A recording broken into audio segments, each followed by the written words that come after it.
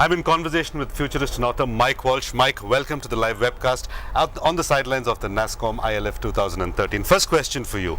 You claim this generation is fundamentally different from previous generations. Why?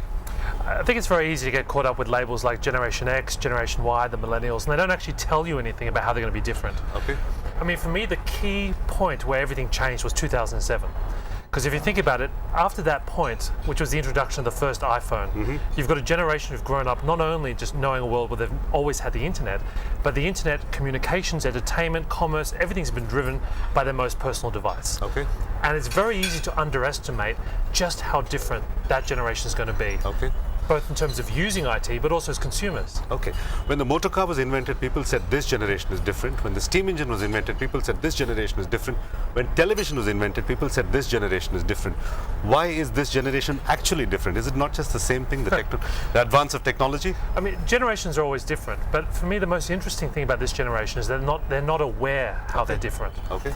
You see, for you and I, we grew up with, small incremental changes in technology. So we saw, the early modems, then we saw the web browser, then we saw mobile. So we understood it as part of a sequence. Okay. But if you were born and you were given at age 2, an iPhone or an iPad, your perspective on the world, on interaction, is going to be completely different. Okay. I mean, even the idea of a keyboard is going to be weird to you. Okay. So I think we as business leaders have got to kind of reconfigure our businesses for a generation that's not going to understand the way that we grew up. It's not just a difference of scale, it's also a difference of the inherent quality of technology and human-machine interaction. A complete difference in terms of mentality and mindset. Okay. My next question to you, what does this mean for the modern corporation if this generation is fundamentally different than the one that preceded it? And the corporation pretty much remains the same, and this corporation is both trying to employ this generation and sell to this generation. How are things going to be different for the corporation? You're already seeing this now with big tech companies. I mean, 10, 15 years ago, if you became a successful technology company, the status thing to do is build a very large campus in Silicon Valley. That's what they all did. But now, if you look closely at what companies like Google and Facebook are doing, they're actually opening up smaller offices in urban areas. Okay. Because what they've realized with the cloud and these new technologies, you don't need to put everybody together with a big data center. Okay. You have to open up offices closer to where people want to live. Okay. And really, the idea of the modern office, I think, is broken. Okay. Because we made a lot of assumptions that turned out not to be true.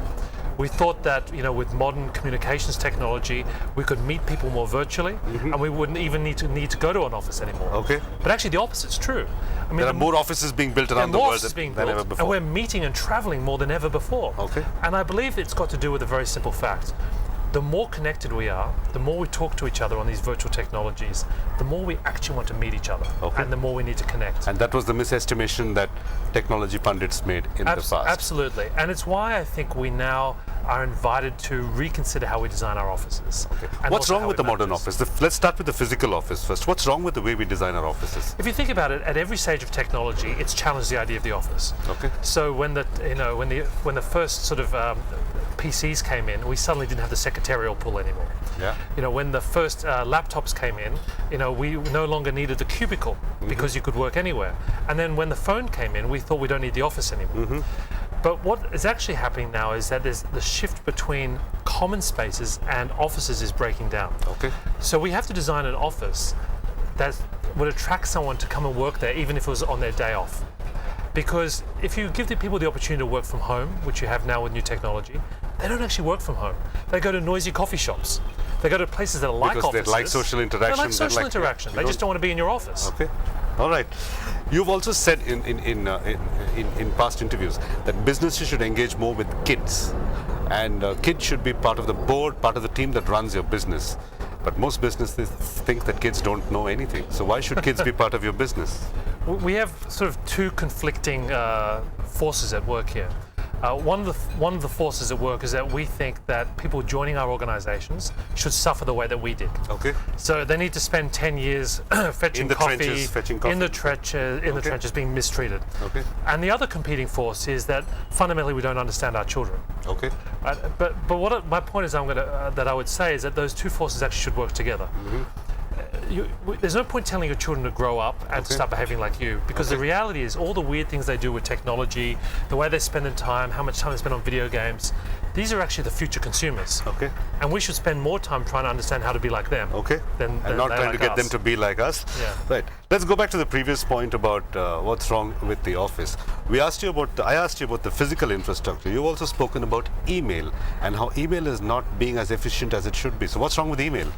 One of the biggest traps we have with new technology is bringing everything we used to do and then just saddling it with the new technology. Okay. And then we're kind of surprised when nothing changes. So email for me is a classic case in point. So there's no doubt that new technologies like the cloud make email more efficient. But the really interesting question is, why should we have email at all? Okay. I mean, for me, best case, it's a tool and weapon of office politics. Worst Okay. case, it's a terrible distraction from productivity. Okay. And think about something like Facebook. I mean, if you talk to kids today and you ask them if they use email, they'll say yes, to talk to our parents. Okay. So kids don't use email anymore. It's Okay. all about social interaction. If you apply the same paradigm to the workforce, you could see if you get your best people to collaborate on an internal social network, Okay. then you actually make those projects much more visible, Okay. and you make it easier for all levels of the firm to participate. Okay. Put that on email, and it becomes hidden. Okay.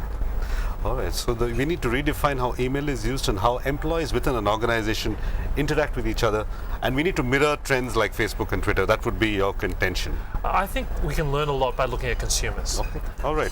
Let's move from email to the next big thing in the modern generation, which is the mobile phone. And you've said that the Indian mobile market is defined by A, B, C, D. Am I right? If I get you right, Mike, it's astrology, Bollywood, cricket, and divinity. So my question to you is this: how is the Indian mobile market going to change in the next 5 years? I mean, this point was pointed out to me years ago when I first came to India as an example for just how different India was to the rest of the world. Okay. And I think I'm always fascinated in emerging markets, not at how they become like the United States, but how ideas that are born in new markets can become global. Okay. And for me, it's going to be very interesting watching how the unique characteristics of Indian culture merged with the smartphone generation and the cloud and social networking lead to new types of ideas. So I'm as anxious to know the answer to that question as you are. All right. We're still chatting with Mike Walsh, futurist and author. Mike, my last question for you. You've spoken about big data and how big data can impact companies. They can make decisions based on the analytics that they derive from big data.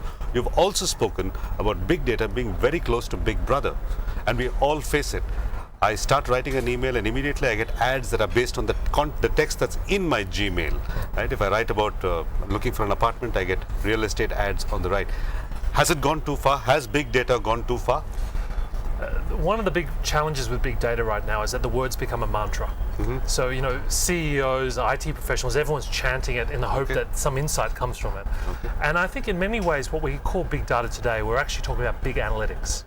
So the real opportunity is how we can take all of that information and look for insights that will change the way we think about everything from marketing to medicine. And what's really interesting for me is that the kind of minds that are going to be really capable of this are not the traditional IT people. So we're going to need to hire new people into our organizations. Sociologists, maybe creative sociologists, artists. anthropologists, people good at pattern recognition. Okay. Because what we're really looking for here is new information. It's not just about how we collect information in new ways. So how do you see this battle between privacy and business interests? How is it going to play out in the next 5 years? It's going to be very big. And for me, the difference is all about context. If these new technologies are used in such a way that consumers feel that their lives are made more convenient and that brands are getting to know them and personalizing experience for them, it will be accepted. Okay. If they become intrusive and abusive, what we're going to see very early on is governments over-regulating the industry before it even begins. So really the ball's in our court. Right, so this is going to be the interplay between the corporation, the consumer, and the government. Absolutely. So Mike, I don't know if you know a term called Jugaad innovation. It's an Indian term that means to improvise. You've spoken about how in China they've used washing machines to convert them into vegetable washers. India is famous for this kind of Jugaad innovation. Somebody takes an irrigation pump, puts it on 4 wheels and makes their own car. India is known for this innovation. One of the downsides of this innovation is it will never lead to an iPhone or an iPod or any big technological innovation. We in India are justifiably proud that we can make do, we can do frugal engineering, and we can do what's called Jugaad. Where do you see the future of impromptu or improvised innovation? I think there's a very close association with this Jugaad innovation and the new models that the internet gives us, which is that you don't have to engineer something from the start. It's better to experiment and understand what the market needs. But there's a very important step that I think many Indian companies don't go beyond that, which is how do you take that from the improvisation to abstracting that to the the bigger market Right, to opportunity. scale that to a bigger scale that. product. And so for me, improvisation is step one. Okay. It's a very important But step. it's not the final step. It's not the final step. Okay. It's about understanding the needs of the market, responding to that with an easy solution, and then abstracting that finally to something that's world scale. All right. So that's me, Suresh Venkat, in conversation with Mike Walsh, Futurist and author. Mike Walsh, thank you very much for being part pleasure. of this show. Thank you very much.